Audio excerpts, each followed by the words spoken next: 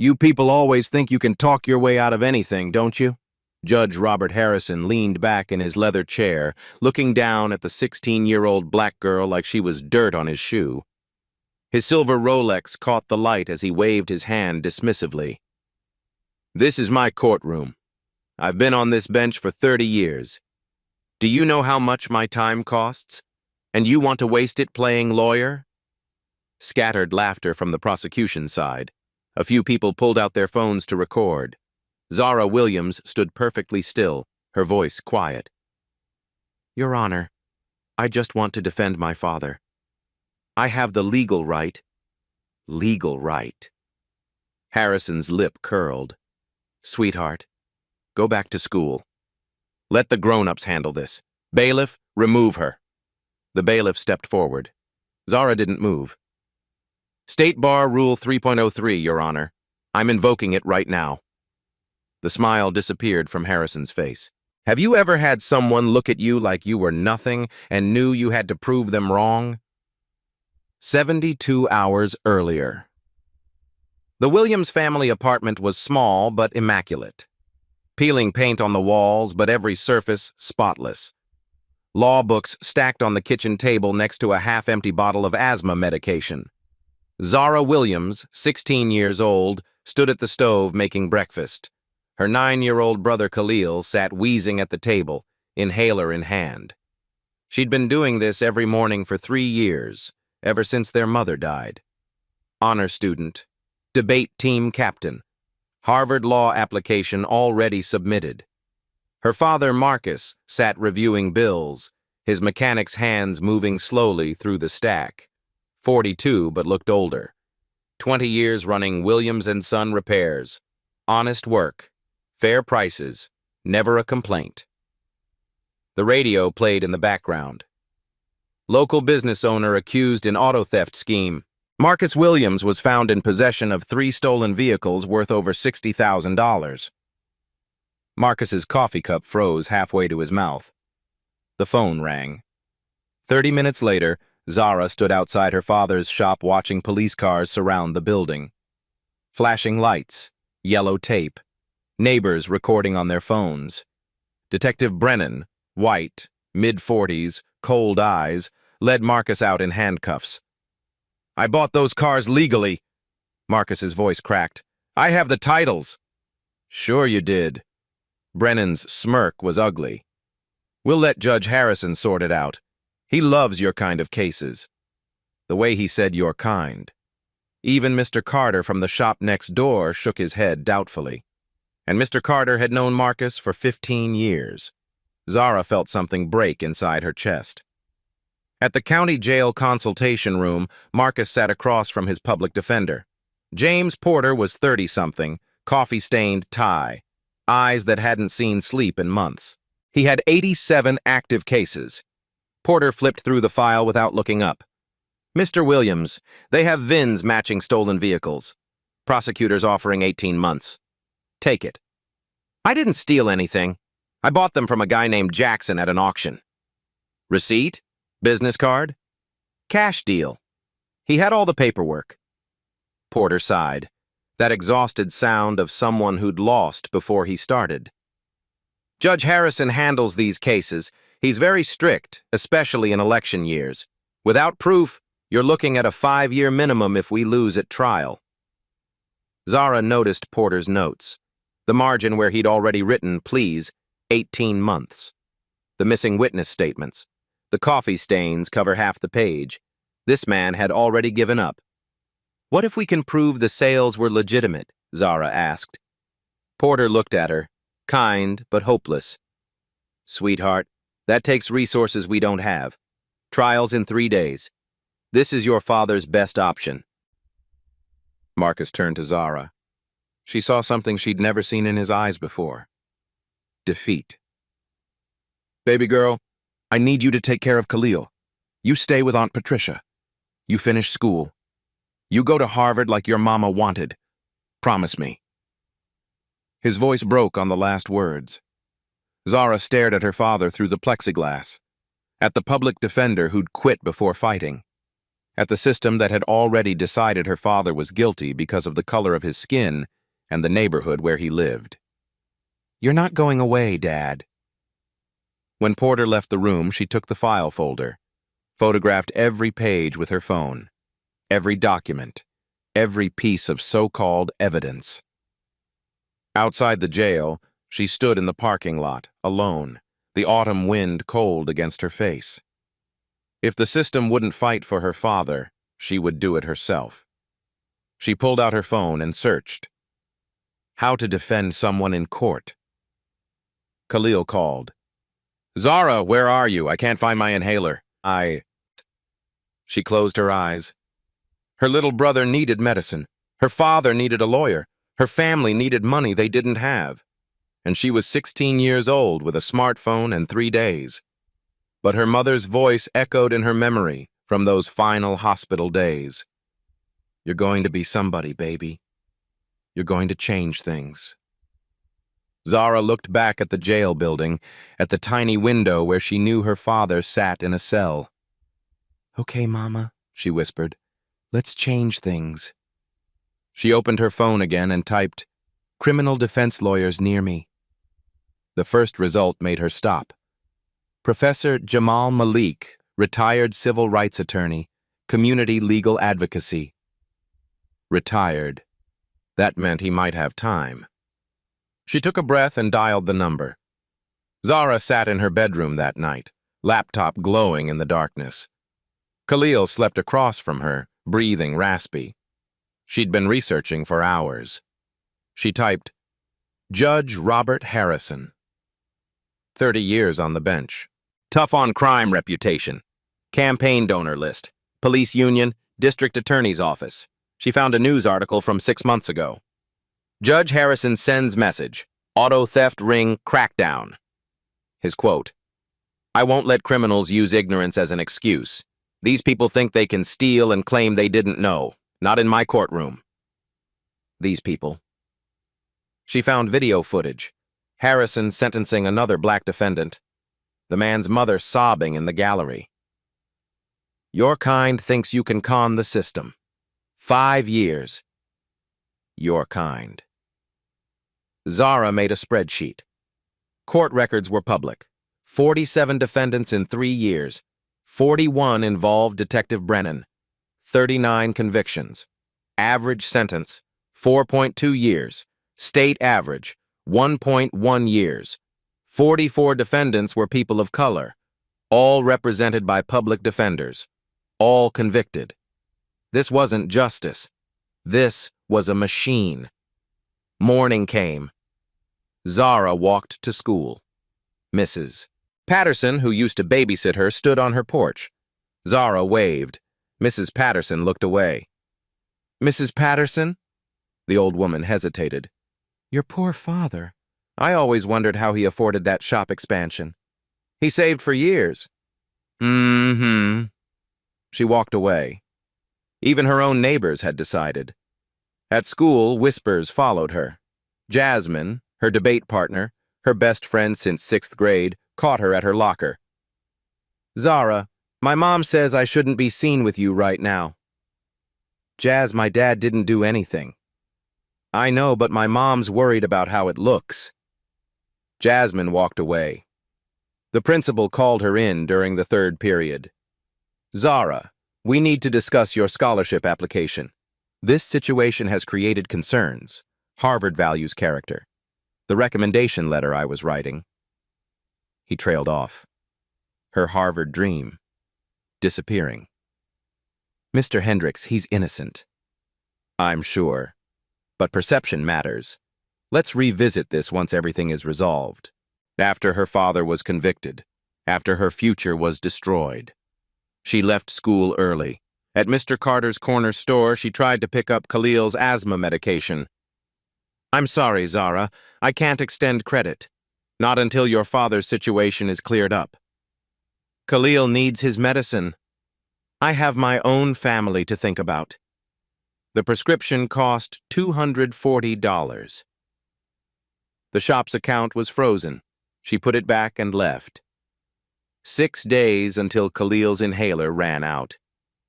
When she got home, an eviction notice was taped to the door. 30 days to pay or vacate. Her father's imprisonment would make it immediate. She sat on the steps, head in hands. Khalil found her. "Zara, are we going to be okay?" She wiped her face quickly. "Yeah, baby, I promise." She went to the library. Ms. Rodriguez found her surrounded by law books. "Criminal defense procedure? That's ambitious." "I don't have a choice." "There's a man who volunteers here, Professor Malik. Used to be a lawyer. A very good one." "Used to be?" "Disbarred 20 years ago. But he knows more about law than anyone." 2 hours later, Professor Jamal Malik walked in. 70 years old, gray hair, eyes that had seen too much. He sat and opened Marcus's file. "Harrison." His voice was quiet. "I know him. Worked with his father in the 70s, back when they still wore the hoods openly. Can you help?" "I'm disbarred. I can't step in that courtroom." "Then teach me." He stared at her. "Harrison will eat you alive. He'll humiliate you." "He's already eating my father alive." Malik smiled. Sad. Proud.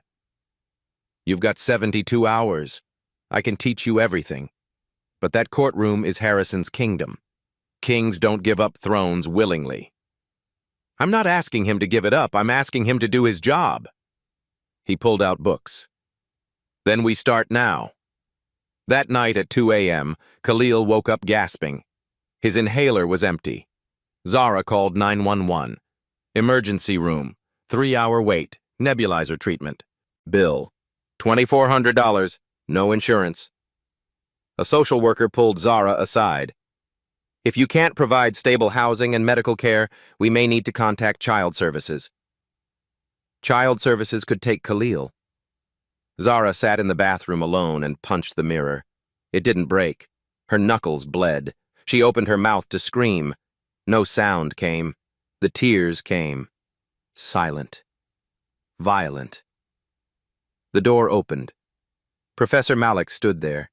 He sat beside her on the cold floor, silent for 5 minutes. "My daughter was about your age," he finally said. "Police shot her. Said she matched a description. She was holding a candy bar they thought was a gun." Zara looked at him. "I became a lawyer to stop that from happening to others. They disbarred me for being too aggressive, too unwilling to play their game." He stood. "Don't be sorry. Be angry. Then turn that anger into something they can't ignore. You want to know why I agreed to teach you? You remind me of her. I couldn't save her, but maybe I can help you save him." Khalil appeared, medicated, groggy. "Did you fix it yet?" Zara wiped her face. "Not yet, baby, but I will." Outside, Professor Malik opened his car trunk. Inside were boxes of legal textbooks, case files, trial transcripts. "We have 72 hours to turn you into someone Harrison can't dismiss. Someone who speaks his language better than he does." "Can it be done?" Malik looked at her. Really looked at her. "I don't know. But 20 years ago I gave up fighting. You're giving me one more chance. So we're going to try." They drove to his apartment. Walls covered in legal books, civil rights photos, quotes from Martin Luther King Jr. "First lesson," Malik said. "Forget everything you've seen on TV. Real court is chess, not boxing. You don't win by being loud. You win by being precise." He handed her a book. "Read chapters 3 through 7. Then we drill the courtroom procedure until you can do it in your sleep." Zara opened the book. Her eyes were burning from exhaustion, her knuckles still bleeding from the mirror, her heart breaking from watching her world collapse. But she read. Because her father was counting on her. Because Khalil needed her. Because 47 other families deserved justice. Because her mother's voice still echoed. "You're going to change things." And because Professor Malik was giving her the tools to do it. The clock read 3 a.m., 72 hours until trial. She started reading. The next 72 hours blurred into a single continuous nightmare of coffee, law books, and Professor Malik's relentless voice. Hour 1. Malik put a stack of books on the table. Basic courtroom procedure. How to address the court. How to stand. How to object.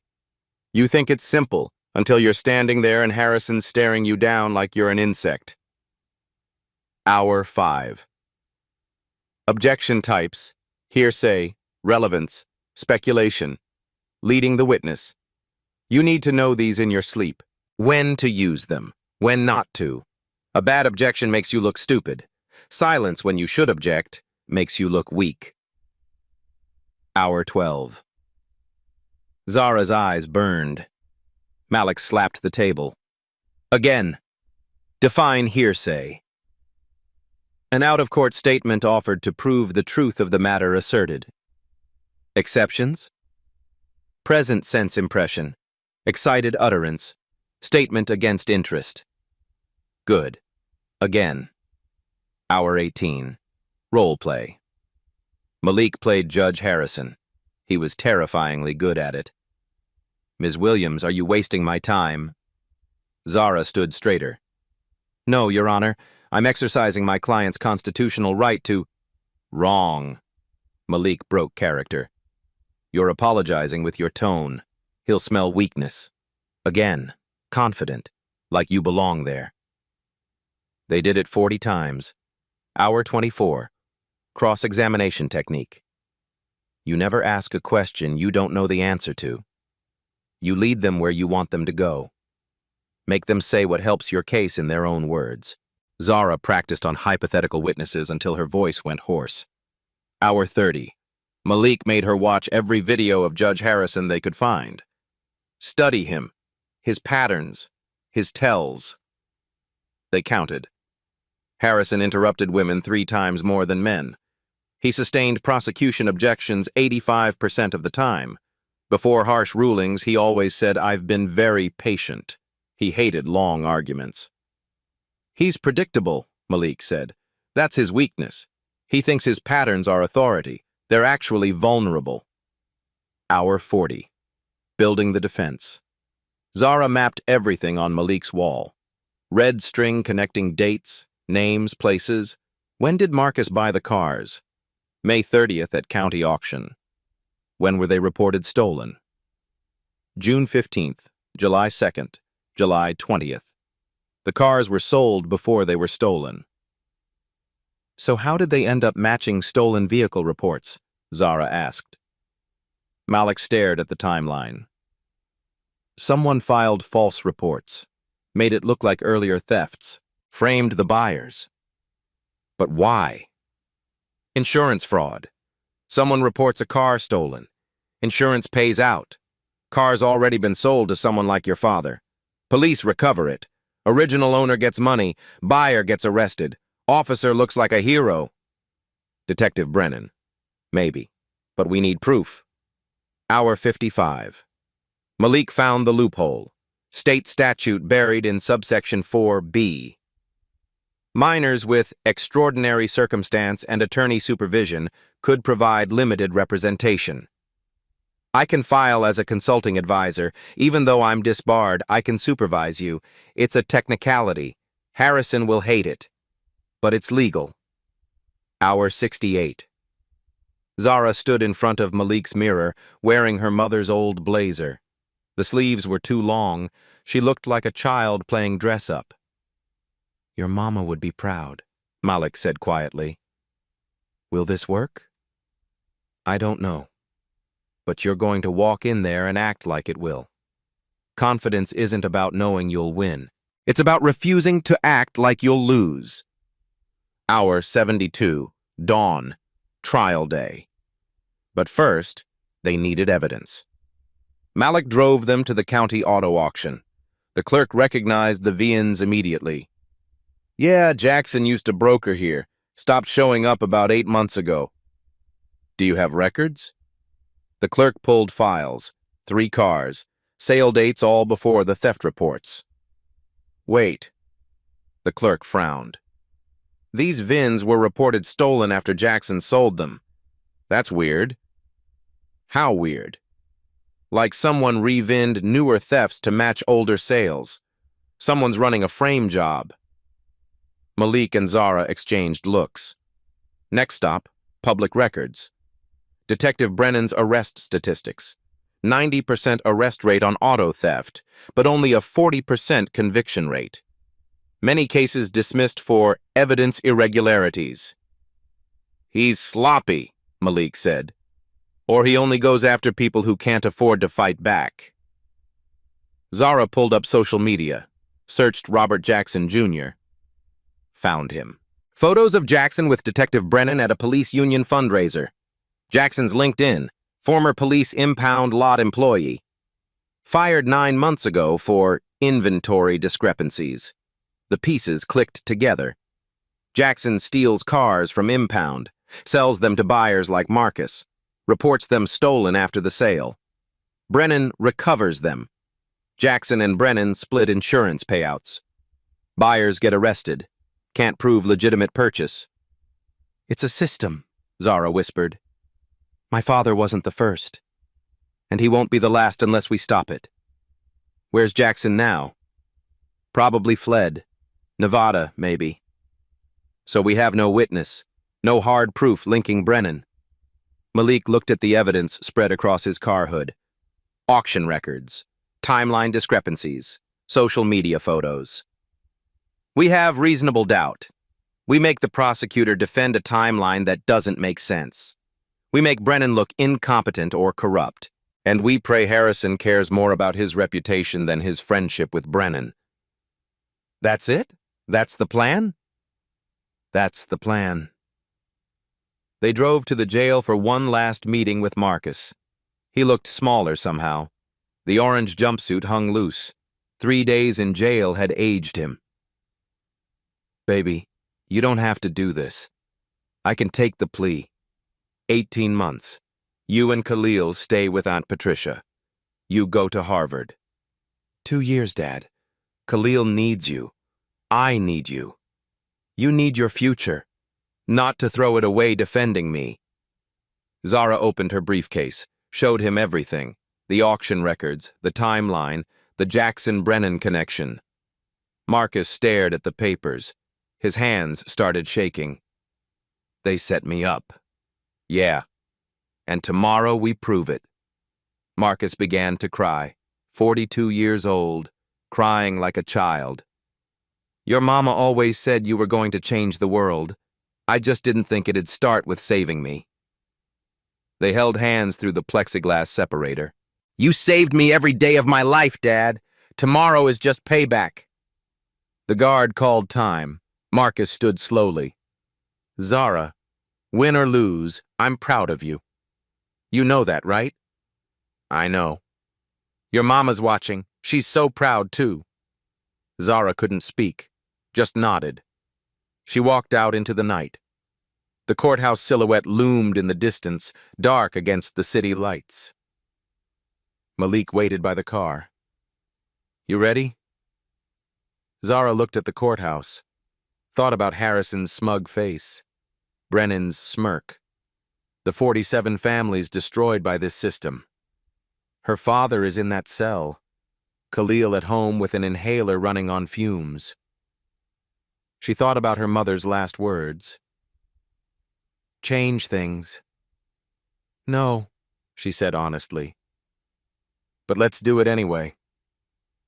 They drove toward the courthouse. The sun was rising. Trial began in 2 hours.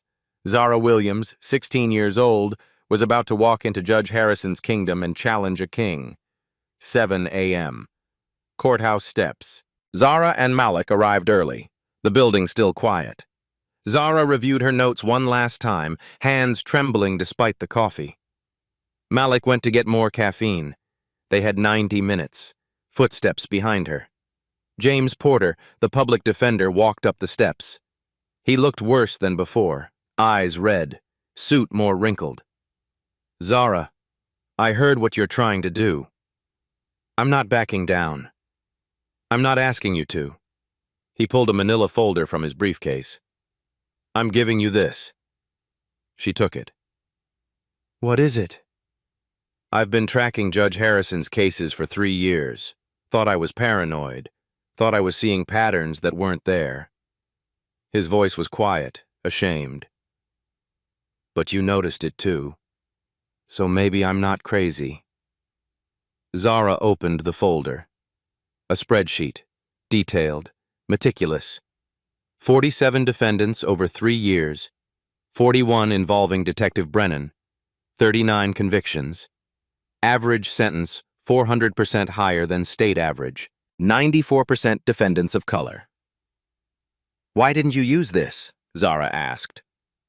Porter looked away. Against a sitting judge? I'd be disbarred, blacklisted. I have student loans, a mortgage, a kid starting college next year. He paused. I took the coward's way. I told myself one lawyer can't change the system. I convinced myself I was helping people by getting them plea deals instead of worse sentences. You were helping them. No, I was helping myself sleep at night. He looked at her. But you're brave enough to do what I couldn't. So take it. Use it. Burn the whole thing down if you have to. Zara flipped to the last page. Porter's handwritten notes. Harrison re-election campaign. $340,000 from police union. Donation date circled in red. The same week the auto theft crackdown began. A newspaper clipping stapled to the page. Judge Harrison, tough on crime pays off, leads in polls. Malik appeared with coffee, saw the folder. He read over Zara's shoulder. He's not convicting criminals, Malik said quietly. He's convincing campaign ads. Porter nodded. Every high-profile conviction is a talking point. Every harsh sentence is a press release. He's building a re-election platform for people's lives. Can we use this in court? Zara asked. Not directly, Malik said. He'll shut you down for attacking the bench. Contempt. Mistrial. He'll bury you. Then what good is it? You make Brennan reveal it. You ask questions that force him to defend impossible timelines. When the jury sees the pattern, you connect it to Harrison's incentive without saying his name. Porter checked his watch. I have to go. Another client. Another plea deal. He looked at Zara one more time. Good luck. And I'm sorry. For all of us who should have fought and didn't. He walked away. Zara and Malik sat on the courthouse steps, the folder between them. This changes everything, Zara said. This changes nothing unless you can get it on record. And Harrison will fight you every step. So what do we do? Malik was quiet for a moment. We make him choose. Between protecting Brennan and protecting his reputation. We back him into a corner where either choice exposes him. And if he shuts me down before I can finish? Then you make a record anyway. You speak truth even if he silences it. Sometimes that's all we can do. Zara looked at her reflection in the courthouse glass doors. Young, black, female, wearing a blazer 2 sizes too big. Everything about her screamed, "Doesn't belong here." But she had something they didn't expect. She had the truth, and she had nothing left to lose. Malik put his hand on her shoulder. Remember what I taught you. You're not just defending your father. You're exposing a system.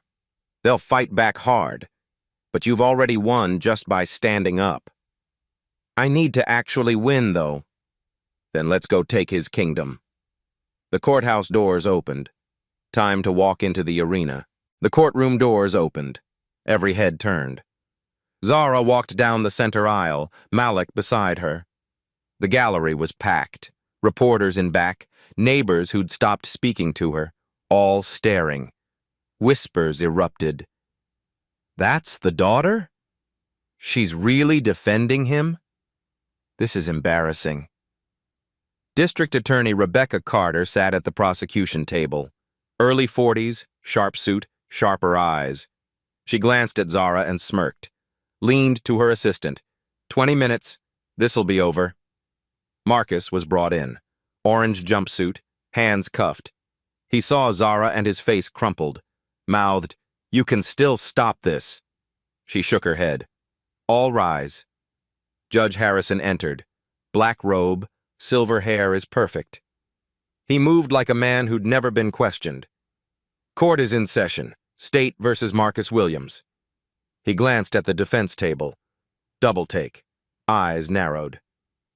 "Counselor Porter, why is there a child at your table?" Porter stood. "Your Honor, I've been replaced. Ms. Williams will represent the defendant under State Bar Rule 3.03 with Professor Malik as advisor." Harrison's face darkened. "Absolutely not. Ms. Williams is a minor and unqualified." Zara stood, legs weak but voice steady. "Your Honor, State Bar Rule 3.03 permits law students under supervision to provide limited representation for family. Section 4B allows for extraordinary circumstances where representation is otherwise denied. My father's public defender has 87 cases and recommended alternative representation." Harrison leaned forward. "Professor Malik is disbarred." "For civil rights advocacy, Your Honor, not dishonesty.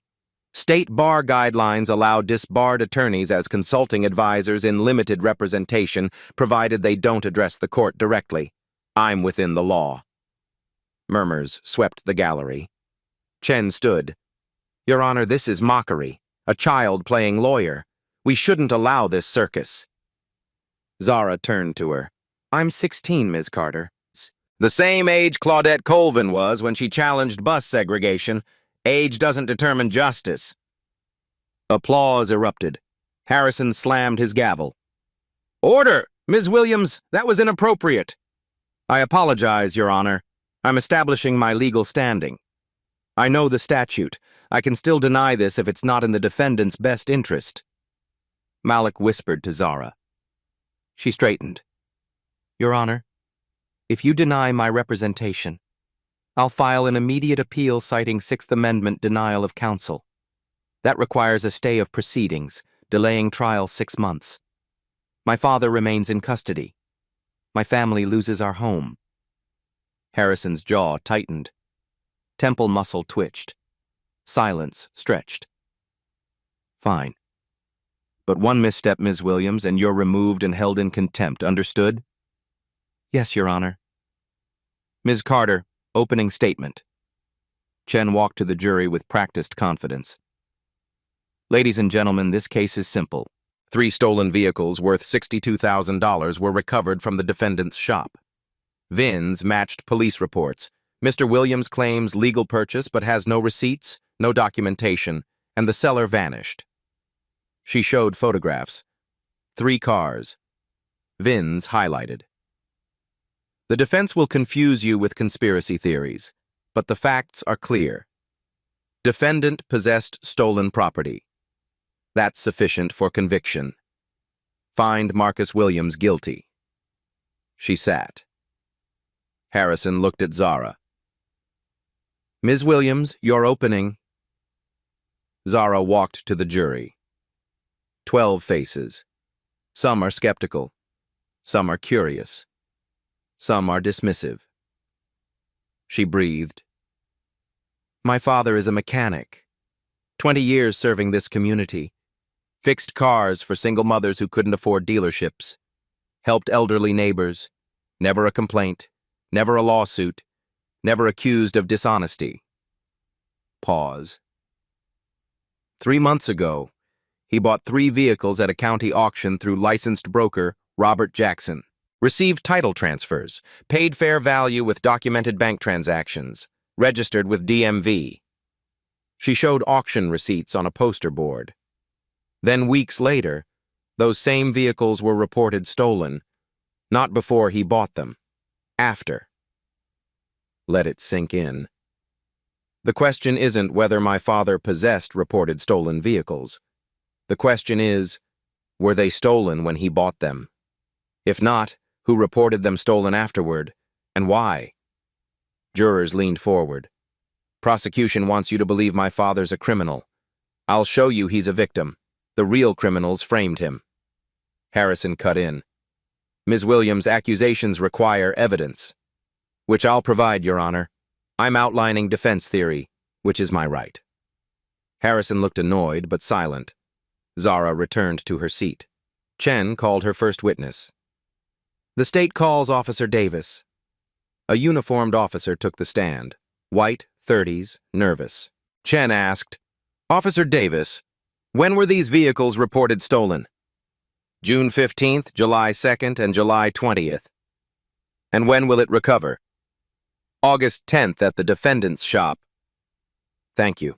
No further questions. Harrison looked at Zara. Cross-examination? Zara stood, walked to the witness stand. Officer Davis, did you verify theft reports against DMV registration records? Davis shifted. That's not my job. I take reports. So you don't know if these vehicles were registered to new owners between theft date and recovery? No. You just wrote down what people told you? Yes. No further questions. Chen called her second witness. Mrs. Yang, the first theft victim. An older Asian woman took the stand. Mrs. Yang, when did you discover your vehicle missing? June 14th, parked at the mall. When I came back, gone. Did you see it again? Yes, at his shop. She pointed at Marcus. That's my car. Thank you. Zara stood for cross. Mrs. Yang, you received your insurance payout? Yes, $18,000. Did insurance take possession after recovery? Yes. So you no longer own it? Well, no, but thank you. The pattern continued. Witness after witness. Carter built her case. Zara chipped away at certainties. Then Carter called Detective Brennan. The courtroom tension spiked. Brennan walked to the stand. Confident, smug, white, mid-40s, cold eyes. He was sworn in. This was the moment everything would change. Detective Brennan settled into the witness chair, relaxed, confident. That same smirk from arrest day. D.A. Carter approached warmly. Detective Brennan, how long with the police force? 18 years. You lead the auto theft task force? Correct. How did you identify the defendant's involvement? Brennan turned to the jury, voice smooth. Anonymous tip about suspicious activity at Williams Auto Repair. I cross-referenced VINs with our stolen vehicle database. 3 matches. Got a warrant. Recovered the property. Thank you, Detective. Harrison looked at Zara. Cross-examination? Zara stood, mouth dry. Detective Brennan, who gave the anonymous tip? Can't disclose. Confidential informant. Was it Robert Jackson? Chen shot up. Objection. Speculation. Sustained. Stay within bounds, Ms. Williams. Zara shifted. When did you execute the search warrant? August 10th. Vehicles reported stolen June 15th, July 2nd, July 20th? Correct. That's 26, 39, and 51 days. Why wait so long? Building a comprehensive case. Or the vehicles weren't there yet? Objection. Sustained. Ask questions, don't testify. Zara pulled a document. Detective, Defense Exhibit D shows county auction records. These VINs sold May 30th, 16 days before the first theft report. Explain that. Brennan paused. Auction records can be forged. By the county clerk? Criminals are sophisticated. Or someone filed false reports to frame innocent buyers? Objection, harassment. Sustained. Move on, Ms. Williams. Zara looked at her notes. Detective, do you know Robert Jackson? May have encountered him professionally. He worked at a police impound until 9 months ago? I believe so. Fired for inventory discrepancies? Chen stood. Objection. Relevance. I'm establishing the credibility of the man who sold my father these vehicles. Harrison paused. Overruled. Answer. Brennan's jaw tightened. Yes. There were issues. Zara showed a photograph. Brennan and Jackson at an event, smiling, drinks in hand. This is you and Jackson at a police union fundraiser. You know him personally? We're colleagues. That doesn't... Did you investigate Jackson when vehicles were reported stolen after he sold them? He wasn't a suspect. Why not? He had access to impounded vehicles, history of inventory theft, sold cars later reported stolen. Not suspicious? Brennan's face reddened. We follow evidence. Evidence led to your father. Or evidence was manufactured to protect someone else? Objection! Harrison's voice boomed. Ms. Williams, you're close to contempt. Make your point or sit down. Zara's heart pounded. Detective, how many auto theft cases have you prosecuted here in 3 years? I don't keep count. 41 cases. How many are assigned to this courtroom? I don't control assignments. 39 out of 41, 95%. Statistically unusual? Chen jumped up. Objection. Court docket management isn't on trial. Harrison leaned forward, face dark red. Ms. Williams, what is your point? Your Honor, I'm establishing a pattern suggesting you're establishing nothing. Move on or I hold you in contempt. Dead silence. Malik whispered urgently. Zara looked at Harrison, at Brennan, at the jury. Say it or stay silent forever. Your Honor, may I approach? No. Then I enter into evidence campaign finance disclosures showing $340,000 from the police union to Judge Harrison immediately preceding this auto theft crackdown. The courtroom exploded, shouting, gasping, phones out. Harrison shot up. Enough! Bailiff, remove Ms. Williams immediately! Zara raised her voice.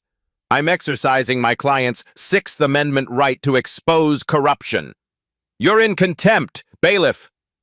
The bailiff moved toward her. Marcus stood, chains rattling. Your Honor, please, don't punish her. Gallery erupted. Let her speak. Let her finish. Malik stood.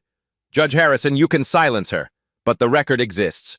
41 cases, 39 convictions, campaign donations. The pattern is real. Harrison pointed at Malik. You're disbarred. Sit down or join her. The bailiff reached Zara. She looked at the jury. The timeline doesn't work. Cars sold before reported stolen. Jackson set him up, Brennan covered it, and this court profited. Harrison slammed his gavel. Recess! Jury dismissed until 9 a.m. tomorrow. Chaos everywhere. Zara was led to the side door. She caught her father's eyes. He was crying.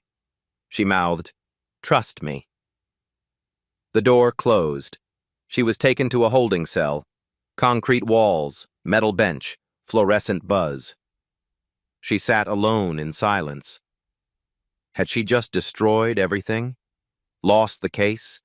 Guaranteed her father's conviction?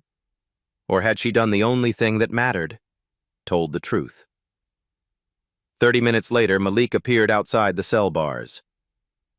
You did it, he said quietly. You put it on record. Even if Harrison buries it, the transcript exists. The reporters heard. The jury heard. Did I guarantee Dad goes to prison? No. You guaranteed they can't hide anymore. Porter appeared behind Malik. Zara. 3 reporters were in that gallery. This story goes public tonight. By morning, everyone will know. She looked at them through the bars. What happens now? Now, Malik said, we see if truth is stronger than power. Outside, the sun was setting. Tomorrow would decide everything. Zara was released from holding at midnight. No charges yet. Harrison deciding. Outside, 50 people waited. Signs, candles.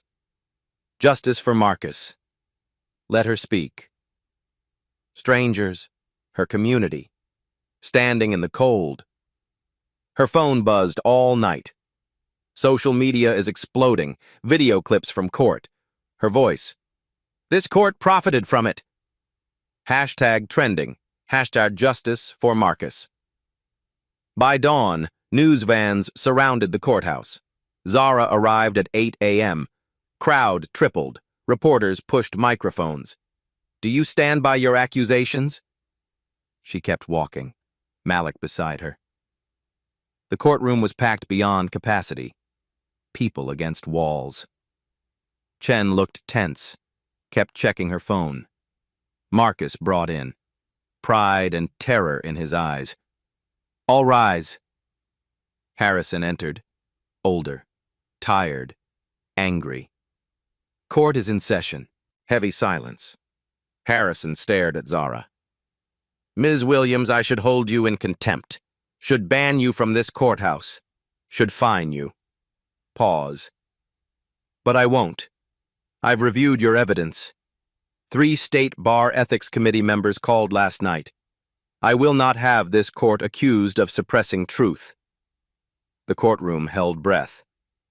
Continue your cross-examination, and I warn both sides, no further disruptions. He gestured. Bring the jury. 12 jurors filed in. Alert, engaged, suspicious. Brennan recalled standing, less confident, sweating. Zara stood. Detective Brennan, yesterday we established you know Robert Jackson personally. Attended social events together? Yes. After Jackson was fired for stealing vehicles, you maintained contact? Pause. Occasionally. Did he offer to sell you vehicles? I don't recall. You don't recall if your friend was fired for stealing cars offered to sell you cars? I meet many people. Zara pulled a document. This is your bank statement from Discovery. June 1st, you deposited $15,000 cash. Where'd that come from? Brennan's face reddened. Personal finances aren't relevant. Your Honor, I'm establishing a motive for filing false reports. Harrison nodded. Answer, Detective. Alone. From my family. Which family member? My brother. Your brother's name? Hesitation. Robert. Murmurs erupted. Robert Brennan or Robert Jackson? Silence. Different people. Are they? I have evidence Robert Jackson used multiple surnames, including Brennan. Is Robert Jackson your brother? Chen stood. Your Honor, if this continues, the state requests recess to investigate prosecutorial issues. Harrison looked at her, at Brennan, at the jury. Recess granted. 30 minutes. 30 minutes later. Chen stood. My voice is different, quieter, shaken. Your Honor, the state reviewed additional evidence from defense. We conducted a preliminary internal investigation into Detective Brennan's handling of this and related cases. Pause. The state moves to dismiss all charges against Marcus Williams. We've discovered irregularities in vehicle identification and evidence suggesting vehicles were legally purchased and subsequently misidentified through investigative errors. Courtroom exploded. Harrison slammed gavel. Order! Marcus grabbed Zara's hand, tears streaming. Detective Brennan's investigation? Harrison asked. Chen looked uncomfortable. Under internal review, Your Honor. Motion granted. Mr. Williams, you're free. Charges dismissed with prejudice. Gavel slammed. Bailiff unlocked Marcus's handcuffs.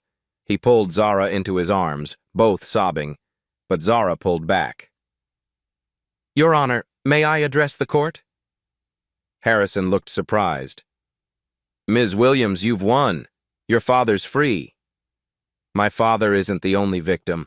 41 families deserve justice. I request the court order an independent review of all auto theft cases prosecuted by Detective Brennan in the past 3 years.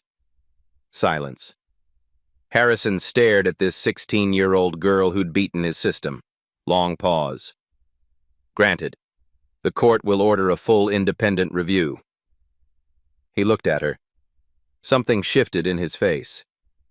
Ms. Williams, you've shown more courage and integrity than many lawyers I've seen in 30 years. Your father is fortunate. Not an apology, but acknowledgement. Court adjourned. Final gavel. Marcus held Zara tight. Khalil ran down the aisle, jumped into their arms. Malik stood watching, tears in his eyes. Outside on courthouse steps, reporters swarmed. How does it feel? What's next for you? Zara, exhausted, looked at the cameras. My dad's free, that's all that matters. Will you pursue law? She looked at Malik. Yeah, I think I will. Marcus joined her. I need to reopen my shop. My daughter needs college tuition. He smiled through tears. Khalil held his inhaler, breathing easy. Did we win? Zara lifted him. Yeah, baby. We won. Porter approached. Zara, Harvard Law, called me. They saw the coverage. They want to talk about early admission. Malik put his arm around her shoulder. You reminded me why I became a lawyer. Thank you. The crowd cheered. Community members who doubted them now celebrating. Mrs. Patterson pushed through, crying, I'm sorry, baby, I'm so sorry I doubted. Zara hugged her. It's okay. Mr. Carter from the store approached with a bag. Khalil's medication. On the house, forever. The sun broke through the clouds. Zara, Marcus, and Khalil walked down courthouse steps together. The camera pulled back, showing the crowd, the community, all watching.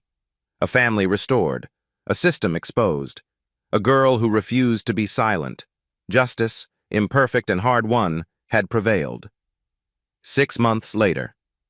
Williams & Son Auto Repair had a new sign. Fresh paint. Williams and Daughter Legal Auto Repair in bold letters. Underneath, fair prices, honest work, justice guaranteed. Grand reopening day. The neighborhood gathered. Balloons, music, food tables set up in the parking lot. Marcus stood at the shop entrance, overwhelmed. The same neighbors who'd crossed the street to avoid him now lined up to shake his hand. Welcome back, Marcus. We're sorry we doubted you. Proud of what your daughter did. Mr. Carter brought trays of food from his restaurant. No charge. Never again will I doubt the Williams family. Mrs. Patterson hugged Marcus tight. I'm ashamed of how I acted. Forgive an old woman for being a fool. Marcus's voice was thick. Nothing to forgive. We're all human. Inside the shop, the walls told a new story. Framed newspaper articles. Teen lawyer exposes corruption in local court. 23 wrongful convictions overturned after Williams case.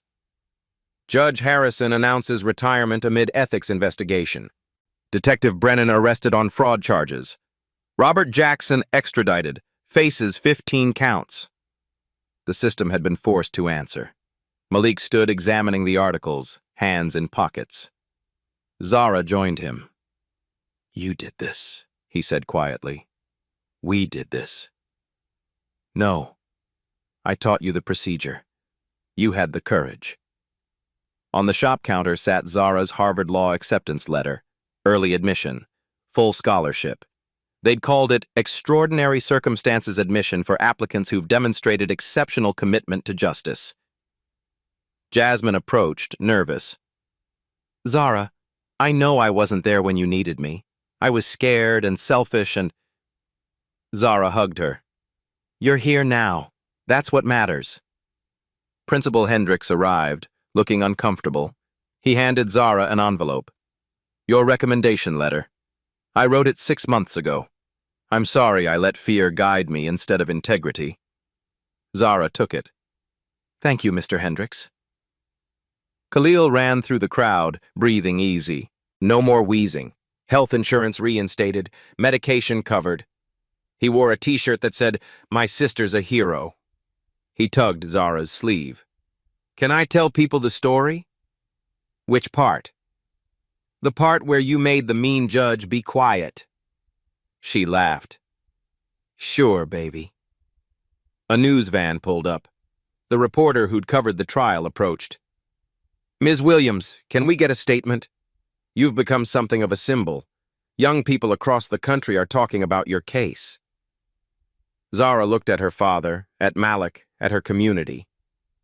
I'm not a symbol. I'm just a daughter who fought for her dad. But if people take anything from this, I hope it's that the system only works when we force it to. When we refuse to be silent. When we demand justice instead of accepting injustice. The reporter smiled. Harvard Law is lucky to have you.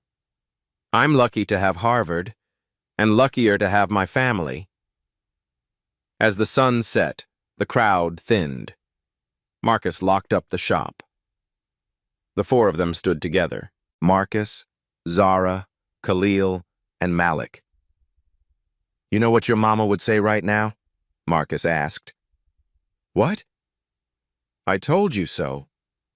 He laughed through tears.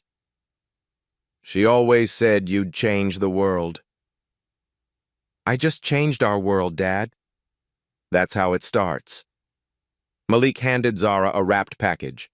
Open it. Inside was a leather briefcase. Expensive. Engraved, Zara Williams, Esquernola, soon. Every lawyer needs one. Yours was held together with duct tape. She hugged him. Thank you. For everything. Thank you for reminding an old man why the fight matters. They walked home together as streetlights flickered on. Past Mrs. Patterson's porch where she waved from her rocker. Past Mr. Carter's store where he'd left a sign. Welcome home, Williams family. Past the library where Ms. Rodriguez had taped newspaper articles in the window. Their neighborhood. Their home. Changed because one girl refused to accept defeat. At their apartment door, Marcus stopped. Zara, I need to say something. I spent 3 days in that jail thinking my life was over. Thinking I'd failed you and Khalil. Thinking I'd lost everything your mama and I built. His voice broke. But you didn't give up on me. You fought when everyone said quit. You stood when everyone said sit. You spoke when everyone said be silent. He held her face in his calloused mechanic's hands. I'm proud to be your father. And I promise, every day for the rest of my life, I'll work to deserve the gift you gave me. Zara couldn't speak, just held him. Khalil squeezed between them.